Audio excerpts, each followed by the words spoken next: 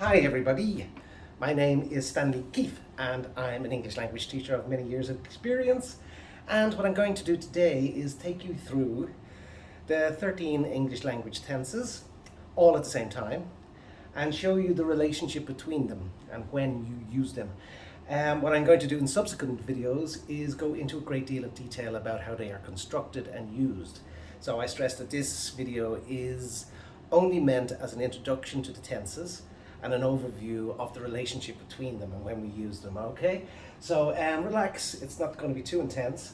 The reason I'm doing it in the fashion that I do, which is I designed this diagram, which I've been using for years with all my students, and they keep asking me to put it on YouTube because they loved it so much. So that's what I'm going to do. But just to explain that I have a science background before I became a teacher.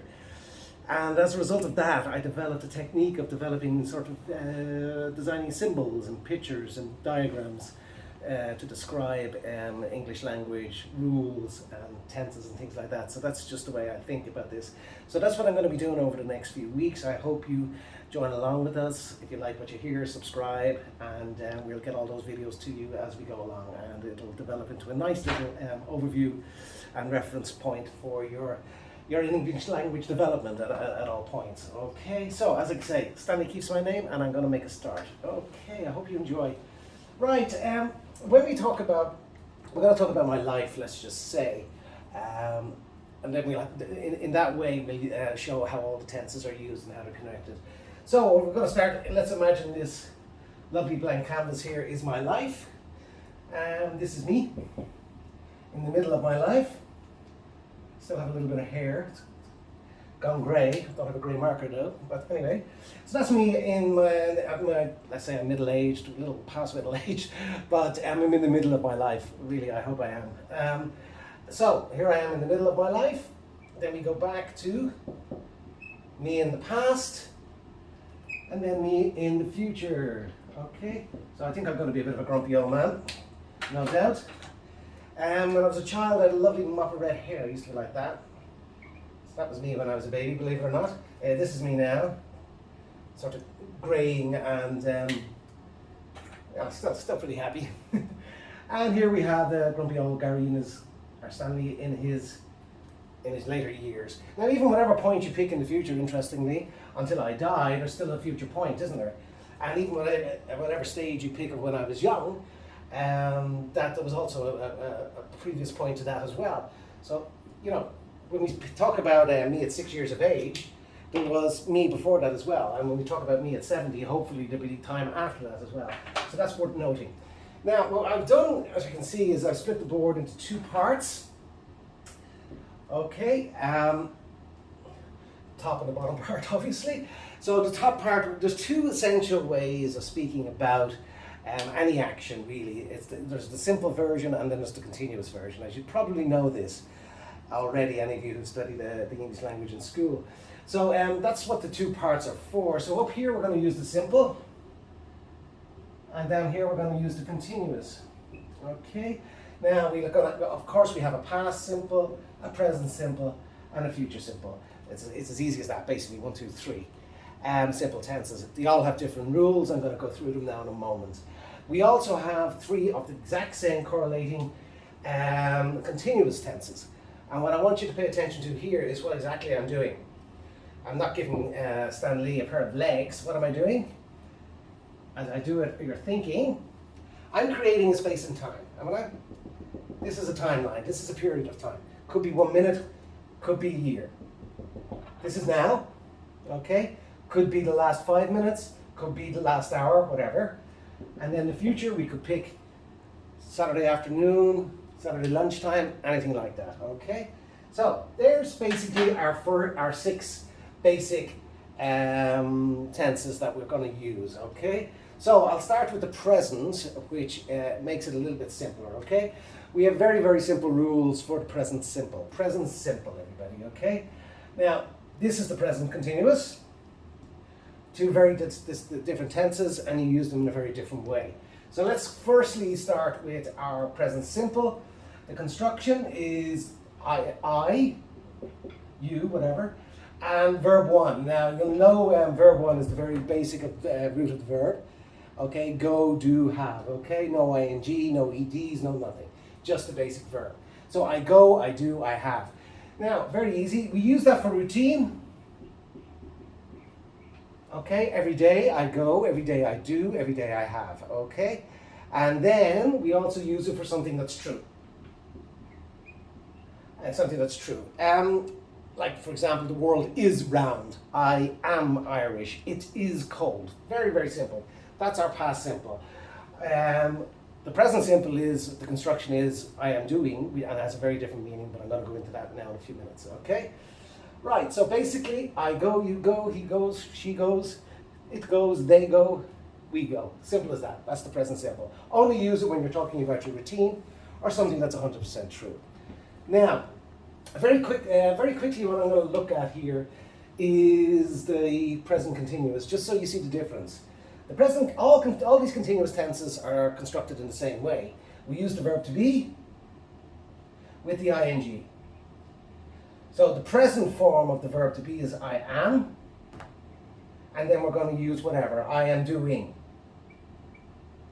Okay, over a period of time, so it's a continuous action. So that's the difference between those two tenses. Okay? Right. Okay, so that's our I am doing. That's what we talk about when we're, what we're doing at the moment, what's happening at the moment, that type of thing. Okay? Right, let's move over to the past simple. Now, while you're watching this, I want you to note something very, very important.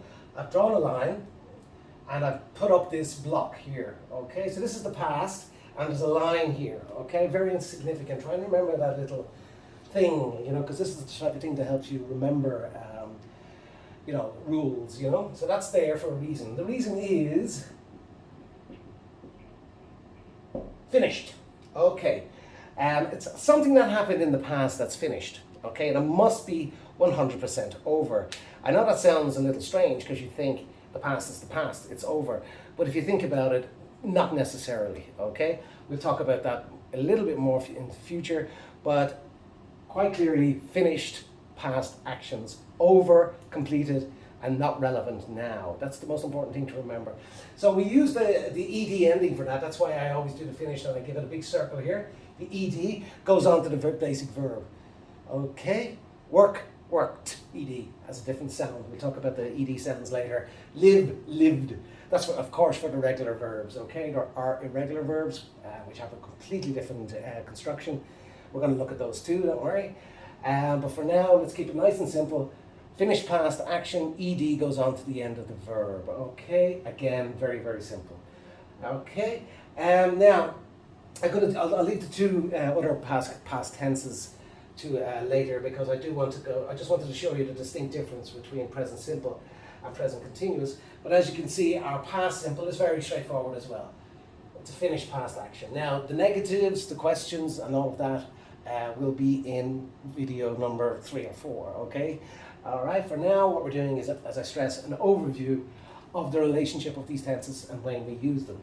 Okay, finished past actions, routine, and something that's true. It's also schedules, but I think we might be getting into a little too much detail there, that when you're talking about scheduling a train ride or something like that, you use the present simple, but we'll go into that in more detail. For the moment, that's the main uses, okay? Right, future simple, oh my god, how many different, the construction again is very easy, I will, and verb one again being do, go, say. Okay, now there is numerous uses for this. I'll just go through a couple. We talk about promise, a prediction, an intention, and let's just say plans. But like plans, we'll talk about that. There's just 4 of them. I can think of another 4 off the top of my head. Let's say when you offer to do something for somebody. And I'll just give you examples. And yeah, we'll leave it at that for a moment. I'll expand again on that in later videos. But generally, anything in the future, when you say, you promise someone, I will love you forever, you know that one? I will be rich, you know that one? I will see you next week, that's the intention. I will do that for you. That's an offer, isn't it? Yeah. Now, plans is interesting. If the plans are already made, and they're already made, you don't use I will. Okay? If you're making a plan now with somebody and you're talking about something, will we? Okay, let's go. So will we go for a coffee? Yeah, let's go. That's when we use will. You don't say, this weekend I will meet my friend. You know, you use a different construction, which we're going to talk about later, okay? So if the plans are already made, you don't use will, okay? For plans that you're making now, you use will. Right, so there we've already gone 1, 2, 3, 4 tenses, great. Now, let's jump back to our past. Here we have our past simple, something that happened and is over. Now, what we need to do is talk about something that was happening in the past at a particular point, and that's when we need our past continuous. Now, as I say, it's to be in ing, and it's the same for all of these three continuous tenses, and it's also true for the perfect continuous tenses, which we're going to talk about later as well. Right, so we need the past of to be, so that's I was, and we have were as well in use there, haven't we? I was, you were. Okay, and then we have our ing as well, so doing. We'll stay with the one verb doing, it's nice and easy for the purposes of our exercise. So I was doing, yesterday at 3 o'clock, I was doing my homework when somebody called me. Do you see? So that's the action that was happening at a particular point in time. Now, we have, what's happening? What's happening? I am talking, you are listening. Hopefully you're learning. Okay? In the past, yesterday, this time, I was doing my homework. I was having my dinner. Simple as that. Okay? Again, we can get into the negatives, the questions, and all of that later. But for now, I just want you to get the idea that you pick a point in time and you talk about what was happening at that time. Okay? And the same now for the future. The future of to be is I will be, and then doing. Now, there's something I need to stress here because there's a bit of confusion very often between the three future tenses. We only have covered 2 of them at the moment. There's another one that's going to be introduced. So before I introduce the other one, I just need this to be 100% clear. You pick a point in the future, Saturday afternoon, whatever, and you say what you will be doing at that point. So you're not talking about plans, you're not talking about intentions, you're not talking about anything.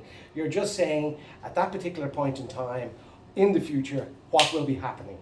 So on Saturday, I will be drinking, I will be dancing, that kind of thing, at Saturday afternoon, you see? You have to be specific at a point in time and say what's happening at that time.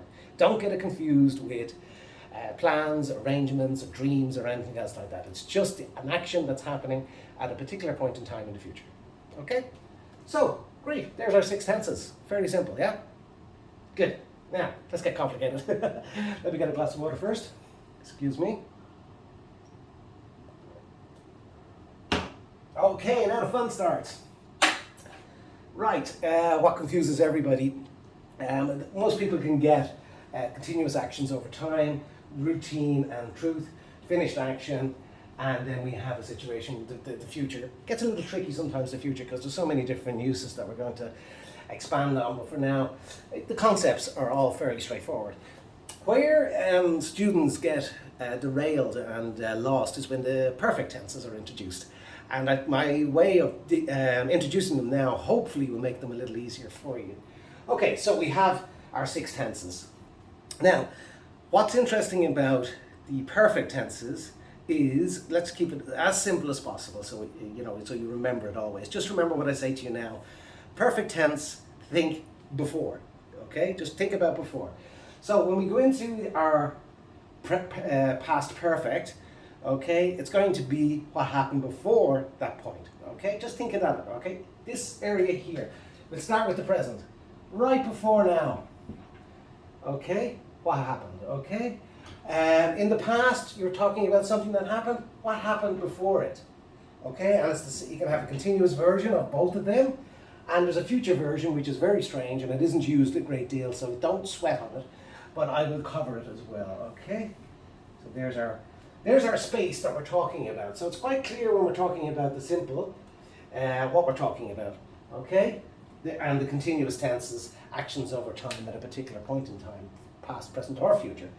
But the perfects, complicate everything and makes everybody confused, because they're now, you pick a point in time, and you discuss what was happening before that happened. So this is where it gets tricky. Just think before, okay? It's a fairly easy construction. You use the verb have and then verb 3, okay, or the past participle as a lot of people call it. Again, in the regular verbs, you just add an ed, and it's exactly the same as the past simple. But then, of course, you've got the irregular verbs, and they have a different version of it altogether, which we just have to learn, and we will in future. So, have for the present ones, of course, had for the past, and then for the future, we'll have plus verb 3. Verb 3 plus verb 3. Now, again, I'm going to start this time not with the present, I'm going to start with the past, because it's kind of easier, and then you see why, how they're related, you know. So, last night we have to jump, first thing you have to remember, absolutely critical, you have to go into the past. So last night, I met my friend, okay, so you're now in the past and something has happened in the past. Now what you want to do is talk about what happened before that. So I met my friend, but she had eaten already. So we didn't have dinner. Back to the past simple. So before that, she had eaten. Eaten being verb 3, okay? Eat, ate, eaten, okay? So that's an example. She had eaten. She had eaten, okay? So that's a very simple example of, you know, you can understand that she did that before I arrived. Do you see? So that's fairly straightforward. I hope that's quite clear to you. Okay, I'm going to move on to the present simple now. Again, we're talking about what happened before you just met me. Okay, so before you met me, I have done several things, haven't I? I have studied, I have, you know, I have prepared, I have perfected this diagram, anything like that. Okay, so it is actions that happened before now. Okay, now where it gets interesting, I'm going to have to clear this away a little. The way it has evolved is interesting, because it's this space, as I say, before now, and what it tends to do, it tends to get mixed up with now. Okay, so you have a situation whereby actions happening, they hit the now and they rebound, and then they come back here, and you got to remember we're talking finished past actions here, so the idea is that this guy bounces around and comes back here again. So he's kind of occupying this very strange place between the past and the present, because when you talk about the recent past, like here's the example, she had eaten before she arrived last night. Now, before I met you, I have eaten also. I have eaten. So that's a past action, but it's true now, isn't it? And it's not over, so it's not finished, because my stomach is still full. So the idea is that that small action that happened in the past is still relevant now, okay? So that's what the present perfect is used for. It's used for actions that happened in the past that are still relevant now, okay? I live in Bahrain, okay? I have lived in Bahrain for 5 years, because I'm still here, and it's a past action, but it's still going on. So that's the funny thing about the present perfect that confuses everybody. We have a finished past action here.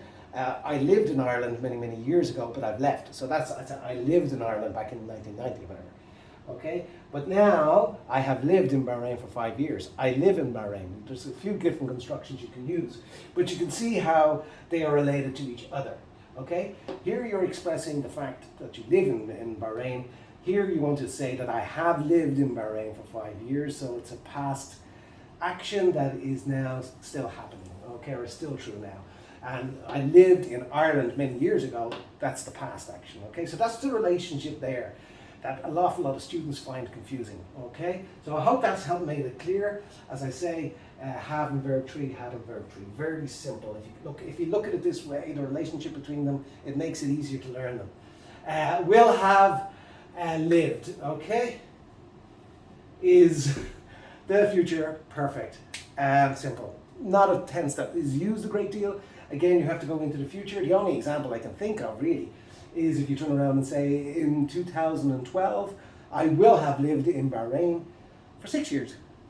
And you could say, like similarly for a job, I will have worked here, and next year I will have worked here for 10 years. That's the example. That's the use of it. Very, very rare, not a tense that you need to worry about. But again, it's fairly straightforward, I think, when it's put into the right context. Now, finally, you've got a continuous version of these perfect tenses, again, which this is why I like to show them all together, because you can see the relationship between them. Okay, now, again, it's have, and we need verb 3 of the verb to be. Can anybody guess it? Been, of course. Okay, have been. Here it will be had been. And we're still going to do our ing. That's an ing here. And will have been. And our ing here. Okay, so again, it's a good idea, I think, to teach them all this fashion, because you can see how related they all are. So I had been, I have been, ing, and I will have been. Examples, again, very straightforward. I met my friend last night. I was late. She had been waiting for me before that for 1 hour. She had been waiting because I was late. So she had been waiting. You see, waiting is a nice continuous action, and it's a nice continuous verb, to give you an example, because it always takes time, doesn't it? So she had been waiting. So that's a good example. Okay. I left Ireland in 1990. Before that, I had been living there for 20 years. Okay, again, fairly straightforward. Here, present continuous, present perfect continuous. Again, I have been living in Bahrain for 5 years. You can say I have lived. That's a simple form of it. Or I have been living. I have been doing the same job for the last 5 years. You see, I have been doing. And again, here we have the example I gave was I will have lived in Bahrain. This time next year, I will have lived in Bahrain for 6 years. I will have been living in Bahrain for 6 years. It's just a continuous version of the same thing. Again, not that critical, but worth noting that there's a strong relationship and a logical sort of relationship between all of those 12 tenses that I've just covered. Okay, as I say, I'm not going into great detail with the construction, for the very simple reason what we're going to do is I'm going to do that in videos in the future. Now, one final tense before I'm going to have a cup of coffee, is I'm going to use a different colour. What colour am I use? I'll use green, because I'm Irish. It's my favourite colour. Okay, so this space here, this is the present continuous creeping up into the future, which is a little strange the way it happens, because we use I am doing. Let's give you another example. I'm going to use I am meeting. So, I am meeting my friend tonight. I am meeting my friend tomorrow. We are going shopping. Now this present continuous is being used for things that are going to happen in the future, that are planned for the future. So that's a little bit strange. There's two forms of it. I am meeting and I am going to meet. Okay, so as I say, fairly straightforward again. It's the present continuous. You're just simply using it for plans that you have made for the weekend or for the future with your friends. Okay, now as distinct from I will, which is plans that you make immediately, like will we all now go for a pint? I think we will, yeah? Okay, you probably need it. So there's our 13 tenses. As I say, present simple, present continuous, past simple, past continuous, future simple, future continuous, perfect, perfect, perfect, and then their continuous versions as well. And then we've got this little odd one, this little sort of weird little tense that just decided to creep out of its place and start becoming something that we say when we make future arrangements. Right, that's everything, everybody. I'm going to, as I say, do all of these tenses in detail in videos coming up. Please hit the subscribe button and give me a like, so I can get them all out to you, and hopefully we'll build up some description of a little rapport, and you can all sort of get in touch with me and I can help you improve. So as I say, please hit the subscribe button and get us off the ground. Okay, everybody, that's it. Thank you.